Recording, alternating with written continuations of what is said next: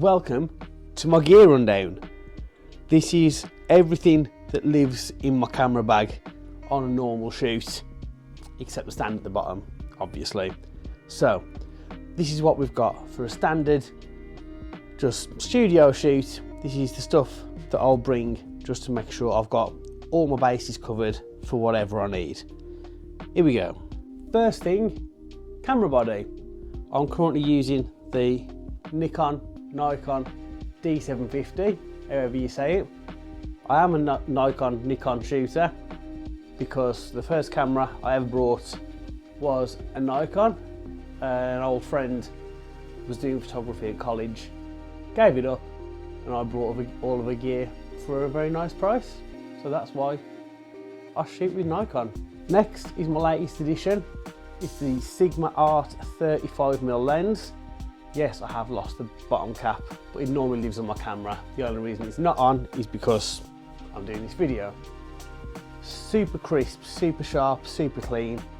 Absolutely immaculate lens. Absolutely love it. Next, sticking with Sigma, is the 105 DG Macro HSM. All that stuff means things. I don't know. This is absolutely the best lens I've ever brought. I think it was around about 300 quid. I brought it a few years ago. It's the sharpest lens I've used, regardless of brand, system, whatever. It is absolutely crisp and I couldn't love this lens anymore. I've used it for gigs, I've used it for fashion, I've used it for beauty and portraits. It just absolutely does the job every single time. And for 300 quid, absolute steal of a lens. Next, again, don't mind the front cap, Nikon F70 film camera. It doesn't work as well as it used to. I don't know how to get the actual manual settings working on it, but I still use it, it still gets great results. And that lives in the bag, and film to go with it. I'm not super up on different types of film. I know about the different ISOs and obviously black and white or colour, but yeah, it's kind of whatever I buy is what I shoot. I only really use these on location in decent daylight. I'm not really a studio film photographer, but yeah, I've always got some of these.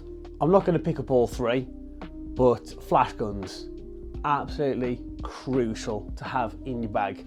The SB800 I brought secondhand when I first started out, so that's, for me, that's probably 10 years old. Absolutely brilliant, 4 AA batteries, nice and easy. The Yongnuo ones, the, say knockoff ones, but the third-party ones, incredible. I paid 40 quid each for the 2 that I've got, the other one's on the floor. There he is. And they're insanely good. I can't tell any difference between the official Nikon one or the third party one. I've used them hundreds and hundreds of times, thousands of flashes, and it still absolutely works perfectly. To go with that, the transceivers. Again, you can see how absolutely battered these are. These have been used in studio, on location, they've been dropped, they've been thrown around. Again, never misses a fire as long as I've remembered to put fresh batteries in. They're great because it doesn't matter which one goes on which, being transceivers, they send and receive signal and they work perfectly. I've also got a lead to put these into a different flash unit, which we'll come to later. I think back in the day, I paid £20 for the pair and absolutely cannot argue. I think they're considerably more now, but they are incredible. If you do buy them, just make sure you get the right one for your camera brand. Speaking of other flashes, this big boy is the Interfit Honey Badger removable battery in this one. There is one that is just mains powered. I wanted this and I got it on a bargain a few years ago after Christmas. I love it. It's got, when it comes off, it's got a modelling lamp on it, which is great for being on location. I've done a few band shoots where I've used this as my main light, and then the other lights as like hair lights or whatever. And this modelling lamp, especially when you're just working on street lights, is absolutely clutch. So yeah, this was an incredibly good buy. Next thing, Black Rapid strap.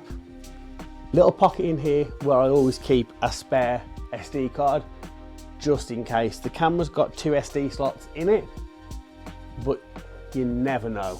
So I always keep a spare in there. Got the little carabiner clip that locks onto the bottom of my camera. I have a tendency these days, when I've stopped shooting and maybe I'm walking to change a light, or if I'm going to get a drink, I'll just drop my camera down by my side and I know this is going to hold it. I have previously not locked the carabiner clip back on and just dropped the camera. That is pure human error. That's me being an idiot. But yeah, that's a mistake I won't be making again. But Black Rapid strap, absolutely brilliant. This is one of my more recent purchases. It's a Hohem iSteady M6. It's a motorised gimbal. Comes with a little tripod attachment as well. And it's got the really fancy, if you've ever seen this sort of on any marketing or social media, the little sensor on top. So it's an RGB light, and it also can do like the face tracking. You just put your hand up, it detects you, and then it keeps you in the middle of frame wherever. It's great, even if people cross frame, it will still look for you, it'll still find you, and it'll still follow you. It does rotate, I think 360 degrees. Yeah, and it is incredible. It's a really useful piece of kit. To go with the gimbal, I have the Hollyland Lark M1 wireless microphones. You'll see only one thing is in there, because the other microphone is attached to my shirt and the receiver is attached to my phone. Literally goes straight in, and that gives you your audio. You've got your battery life for the charging case there. When the stuff's charging up, the light blinks. When it's charged, the light's solid. These are my absolute latest thing. This is the first thing I'm recording with this microphone. So I don't know how it's going to sound. I will find out when I come to put all this together a little bit later on. Next up, we have from Rogue coloured gels for flash guns. These are great. I'm a purple and blue guy. It's always an excellent colour combination for whatever you're doing. But this little pack, I can't even remember how much it cost me. I bought them years ago.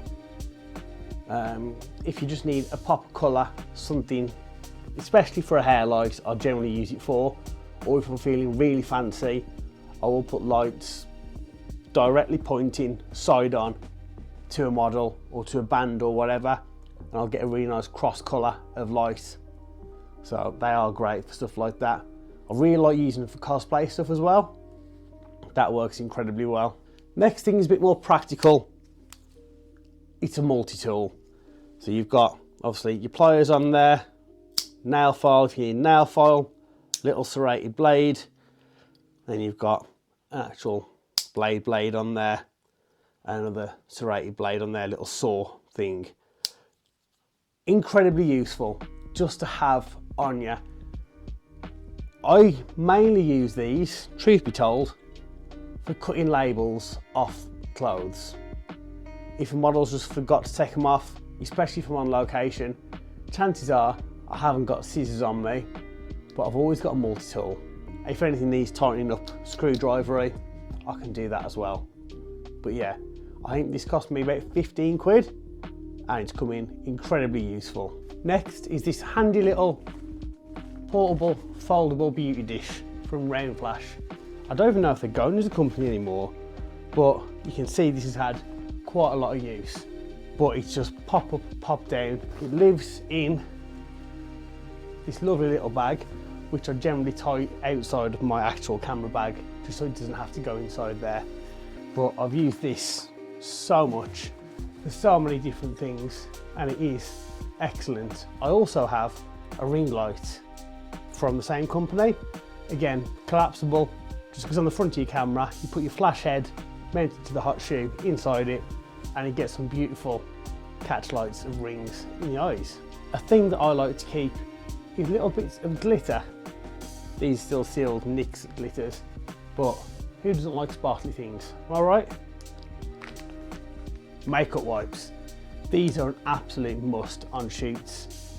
Less so for makeup, but more I use these if you're in a dusty studio where sort of like the paint's kind of chalky and someone's got leather shoes on, leather boots, whatever, to start picking up all the white off it, so you can just wipe them down with these, the biodegradable bamboo cleansing wipes, so you can just sack them off.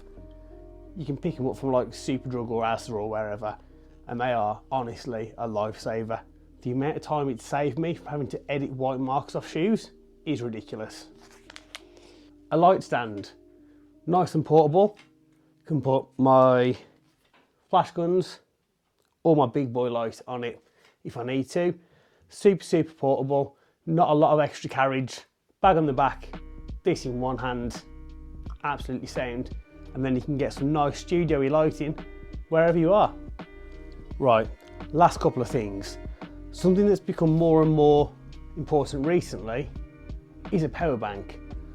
This one is from Anker. I only ever use Anker for my third-party electronics. It's the only brand that I trust 100%. It's got two USB outs. I've got a multi-USB lead, so it's got lightning, USB-C and micro on there. And this can charge up a phone, iPad, headphones. My wireless mic is a USB-C charging case, so I can use it for that. Absolutely gold. My Apple Watch.